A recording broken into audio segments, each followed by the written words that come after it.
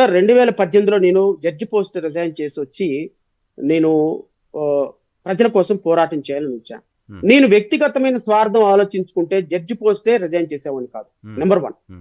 Judge post resign చేసినప్పుడు నన్ను chief justice పిలిచి, నాగార్జున రెడ్డి గారే పిలిచి, ఎందుకు ఆయన ఇప్పుడు వైఎస్ఆర్సీపీలోనే ఉన్నారు కదా, నాగార్జున రెడ్డి గారు ఇంటికి పిలిచి, నీలాంటి హానెస్ట్ ఆఫీసరు శ్రవణ్ వెళ్ళకూడదు, నీకు అసలు బుద్ధి ఉందా, నువ్వు 2 పిల్లలు ఎలా బ్రతుకుతావు, నువ్వు బయటకు వెళ్ళి ఏం కారణం ఉందని నువ్వు బయటకు వెళ్తావు, you are a very honest officer అని నాగార్జున రెడ్డి గారు ఇంటికి పిలిచి నన్ను కన్సోల్ చేసి నన్ను రిజైన్ చేయొద్దు అని మాట్లాడిన సందర్భం నాగార్జున రెడ్డి గారికి తెలుసు.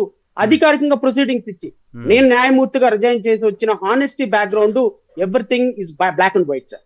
Everything is black and white. There is no, ఇక్కడ నేను దాచి పెట్టాల్సిన అవసరం లేదు.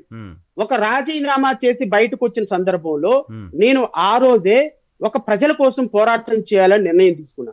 రాగానే నేను ఏదో ఒక పార్టీలో చేరిపోయి, వైసీపీనో తెలుగుదేశంలో చేరిపోయి, జనసేనలో చేరిపోయి, నాకు ఎమ్మెల్యే టికెట్ ఇవ్వండి అయ్యా, నేను కూడా మీ పార్టీలో చేరతానని ఆ రోజే చేరొచ్చు సార్. నేను చేరలా.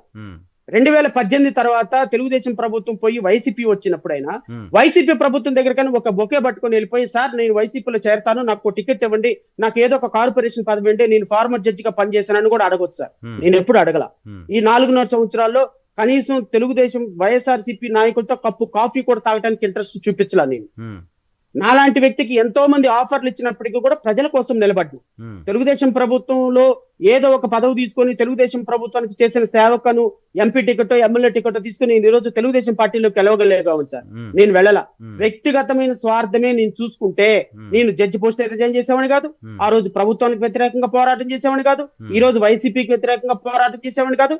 ఈ రోజు ఆల్టర్నేటివ్ గా ఈ రాష్ట్రంలో తెలుగుదేశం, జనసేన, వైఎస్ఆర్సీపీ ద్రోహం చేసి నేను ఆల్టర్నేటివ్ అని నేను ప్రజల దగ్గరికి వచ్చే సందర్భంలో వ్యక్తిగతమైనటువంటి లాభాలు నా దగ్గర లేవు కాబట్టి ఈ రోజు హానెస్ట్ గా నేను నిలబడ్డాను నరసింహరావు గారు.